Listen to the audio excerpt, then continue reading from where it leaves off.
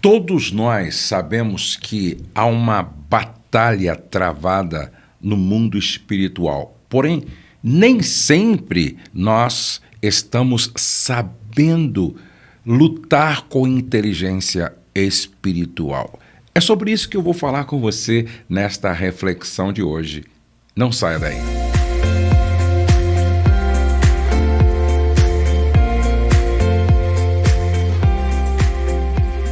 Bom dia! Pastor Josué Gonçalves aqui para mais uma reflexão desta série Jornada Paulina, como nós estamos chamando.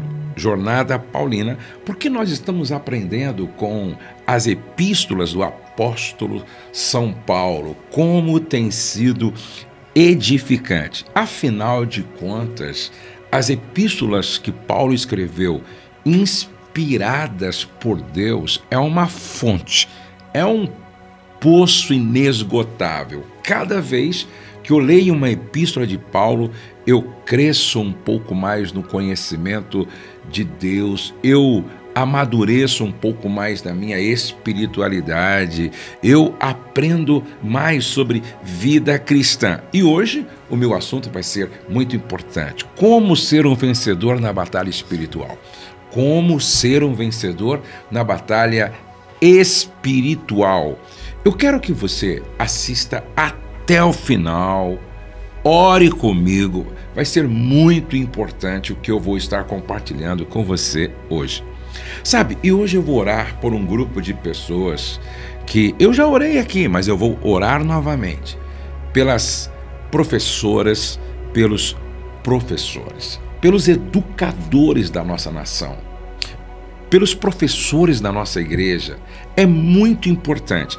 Eu quero que você coloque o nome da professora ou de dois professores, representando todos, dos seus filhos, tá? Coloque aqui a Maria José, o João Fernandes. Coloque aqui o nome de um ou dois ou três professores. Nós vamos orar pelos educadores da nossa nação no final da nossa oração hoje. Eu quero que você leia comigo esse texto da Palavra de Deus. Antes, já dá o seu like, depois você se inscreva no meu canal, ative o sininho para receber as informações sempre aí de tudo que nós postamos aqui. Armadura de Deus. Efésios capítulo 6, verso 10 a seguir. Quanto ao mais, sede fortalecidos no Senhor e na força do seu poder. Revesti-vos de toda a armadura de Deus para poderdes ficar firmes contra as ciladas do diabo. Porque a nossa luta não é contra o sangue e a carne, sim contra os principados e potestades, contra os dominadores deste mundo tenebroso, contra as forças espirituais do mal nas regiões celestes.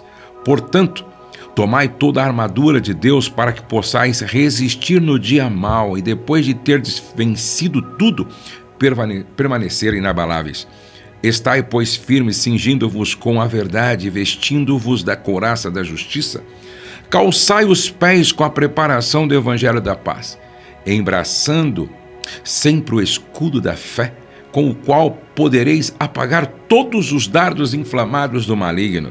Tomai também o capacete da salvação e a espada do Espírito, que é a palavra de Deus, com toda oração e súplica, orando em todo o tempo no Espírito, e para isto, vigiando com toda perseverança e súplica por todos os homens. Hoje eu quero falar com você sobre como ser um vencedor na batalha espiritual.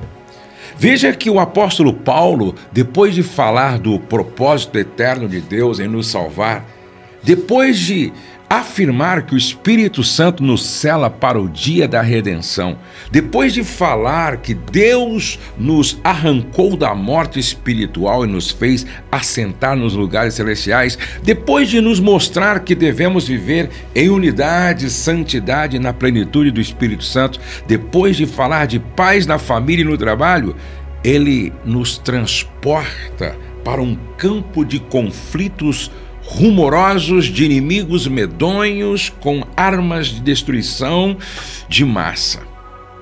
Em segundo lugar, eu quero que você entenda que a vida cristã não é uma chácara de férias, mas um campo de batalha. Eu vou repetir. A vida cristã não é uma chácara de férias, é um campo de batalha. Não é uma ilha de descanso, mas uma arena de lutas. Não chores, meu filho. Não chores, que a vida é luta renhida. Viver é lutar, a vida é combate, que os fracos abate, os fortes, os bravos só pode exaltar. São essas as palavras de encorajamento que o grande Gonçalves Dias pôs na boca do velho cacique, dirigindo-se este ao filho abatido. Agora, em terceiro lugar, há duas atitudes perigosas em relação a essa batalha espiritual. Vou repetir. Há duas atitudes perigosas em relação a essa batalha espiritual. Preste atenção. Subestimar o inimigo. Isso mesmo. Subestimar o inimigo. Não conhecer o seu poder, suas estratégias, sua malignidade. Sabe, muitos não acreditam na existência do diabo. Pensam que ele é uma ideia. Pensam que ele é um fantasma irreal. Nós temos um segundo ponto a considerar. Depois de subestimar o inimigo, é superestimar o inimigo. Falar mais no diabo do que em Deus. Já viu isso acontecer? Pessoas que falam mais no diabo do que em Deus. Dar mais ênfase ao diabo no que em Cristo.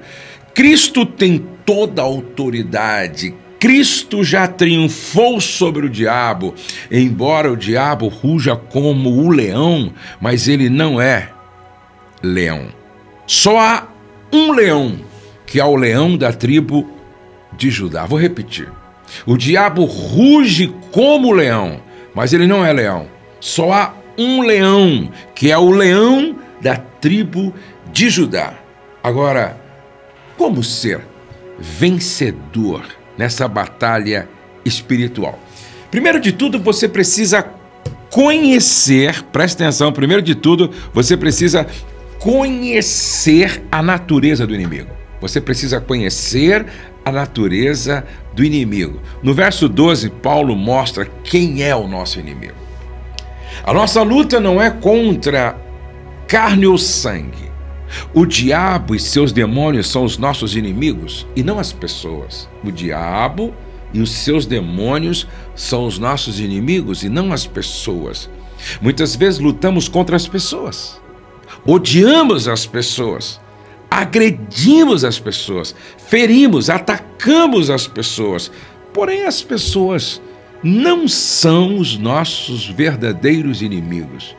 Sabe, nós precisamos nos unir para declarar guerra contra o nosso verdadeiro adversário. Nós não podemos fazer do inimigo aliado e do aliado inimigo. Nós precisamos conhecer o nosso inimigo. E o nosso inimigo é o diabo.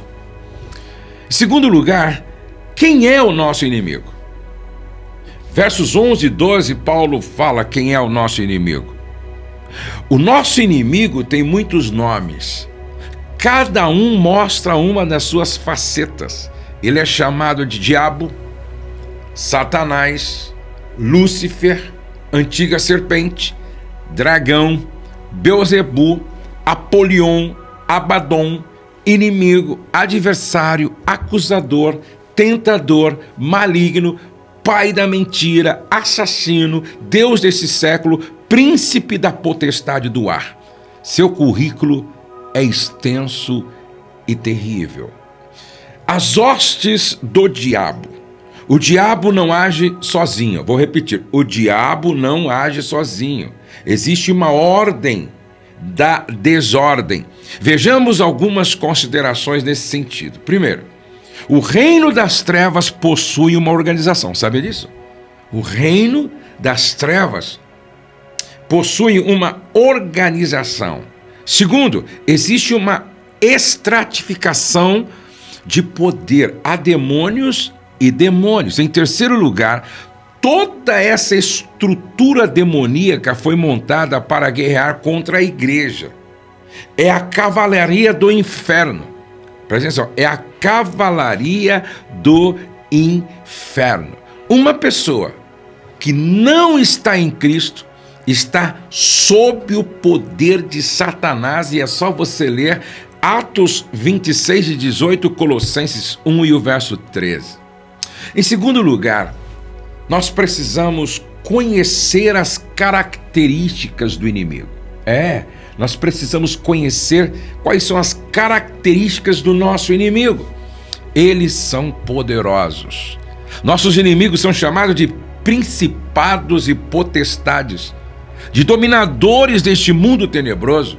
Seu domínio é de alcance mundial. O mundo inteiro jaz no maligno. 1 de João 5,19. O diabo tem um reino. Ele mantém os seus súditos escravizados num reino de trevas. Ele cega o entendimento das pessoas. Ele atua nos filhos da desobediência, fazendo deles seus escravos. Eles são malignos. São os dominadores deste mundo tenebroso. São as forças espirituais do mal que operam na esfera da realidade invisível. São os agentes secretos do mal, levando à morte, violência, degradação, engano, perversão. Temos visto guerras, violência, destruição, famílias arrebentadas, feitiçaria e coisas tenebrosas manipuladas pelas mãos iníquas do diabo e suas hostes. Em terceiro lugar, eles são astutos. Eles usam ciladas, estratagemas e métodos diferentes. Ele se transforma até em anjo de luz para enganar. Ele é ameaçador como o leão e sagaz como a serpente. Sua astúcia é mais letal que sua ferocidade. Agora, preste atenção. Nós precisamos entender algumas coisas que muitos não entendem, por isso não conseguem vencer esta batalha espiritual. Nós precisamos conhecer quais são as estratégias do nosso inimigo. Primeiro, para quem já é dele, não precisa estratégia. Lucas capítulo 11, verso 21 e 22. O diabo tem uma casa, ele aguarda em segurança. Os seus bens, que são as vidas, estão guardados por ele. Você não precisa de uma armadilha para pegar um passarinho que está na gaiola. Quem não está em Cristo é cativo ou já está cativo pelo diabo. Efésios capítulo 2, verso 1 ao 3, Atos 26, verso 18, Colossenses 1, verso 13. O diabo usa suas armas mais perigosas e suas ciladas mais ardilosas contra a igreja. A igreja é quem ameaça o inferno. Estamos em guerra. Ciladas do diabo contra a igreja, verso 11 e o verso 13. Ele furta a palavra semeada no coração. Mateus 13:19. Por que tantas pessoas escutam a pregação centenas de vezes e não se convertem a Cristo? Ele coloca dúvidas sobre a palavra de Deus no coração da pessoa. Gênesis capítulo 3, verso 1 ao 5. Ele gera insatisfação. Nos filhos de Deus. O que aconteceu com Eva? A parábola do filho pródigo, Ananias e Safira. Preste atenção, ele semeia o joio no meio do trigo, ele coloca a gente dele no meio da igreja para trazer transtorno, para disseminar heresias, para roubar a glória de Deus. Ele sobe ao púlpito e resiste aos pregadores. Zacarias capítulo 3, verso 1 ao 3. Ele tem ingerência na mente dos crentes. Mateus 16. Ele aproveita a brecha da ira e da mágoa. Efésios 4. Ele flagela quem não perdoa. Mateus 18. Ele engana os que se entregam à mentira e a mania de grandeza. Atos 5, Gênesis 3. Ele se transfigura em anjo de luz, disse Paulo em 2 Coríntios 11. Ele resiste às orações. Daniel capítulo 10. Ele resiste ao avanço da obra missionária. 1 Tessalonicenses capítulo 2. Ele engana por falsos milagres. 2 Tessalonicenses capítulo 2. A estratégia da pressão. Paulo fala disso em Efésios 6 e 13. O diabo é estrategista, gente.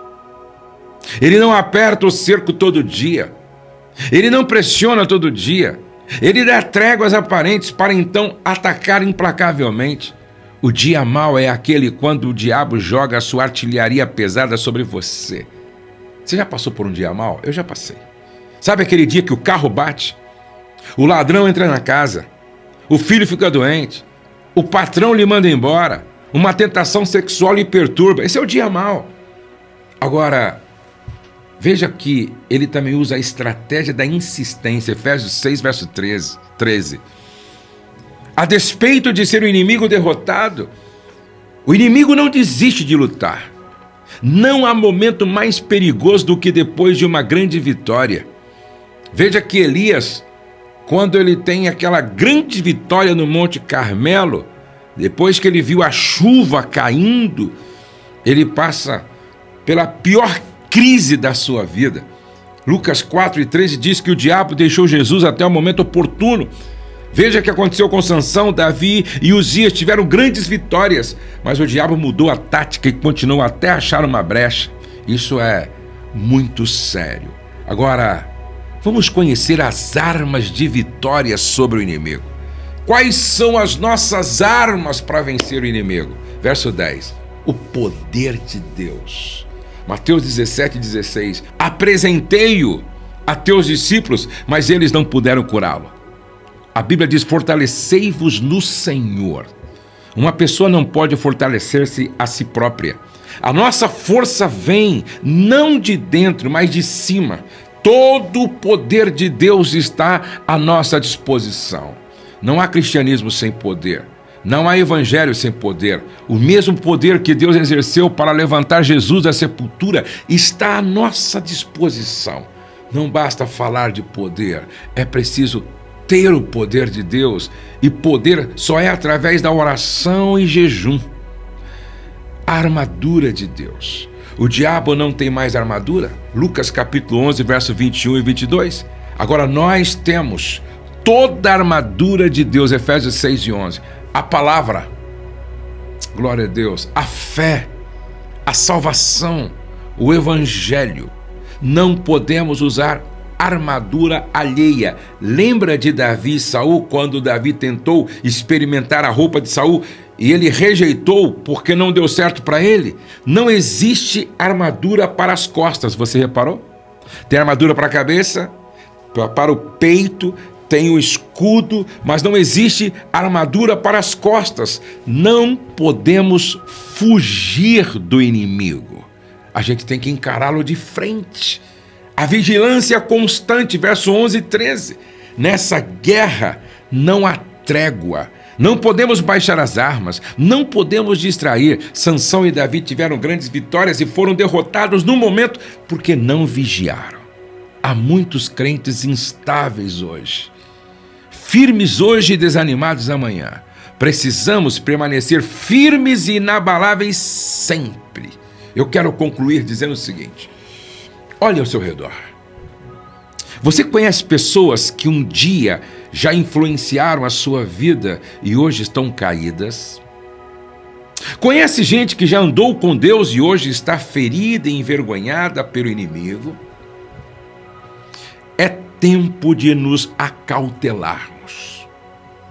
Sabe, eu estive em uma igreja onde aquele pastor que dirigia esta igreja foi vencido pelo inimigo. Ele baixou as armas, ele não prestou atenção, ele não vigiou. Que lamentável, que triste. Gente, nós precisamos tomar muito cuidado, porque o nosso inimigo não brinca em serviço. Eu costumo dizer que o diabo não brinca de ser diabo, a carne é fraca e o pecado mata. É tempo de nos acautelarmos. E é provável que Deus parou você aí para me ouvir, para dar um sinal de alerta dizendo: desperta tu que dormes, levanta-te dentre os mortos e Cristo te iluminará.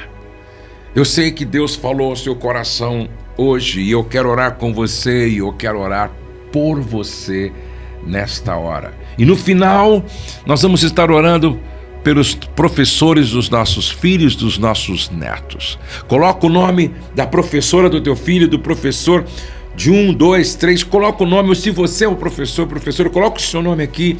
Eu quero pelo menos 5.000 nomes aqui. Pelo menos 5.000 nomes aqui. Vamos estar orando, vamos estar levantando um clamor. Mas antes, eu quero orar por você, com você. Pai querido e eterno, que palavra poderosa é essa de Efésios, capítulo de número 6, a partir do verso de número 10.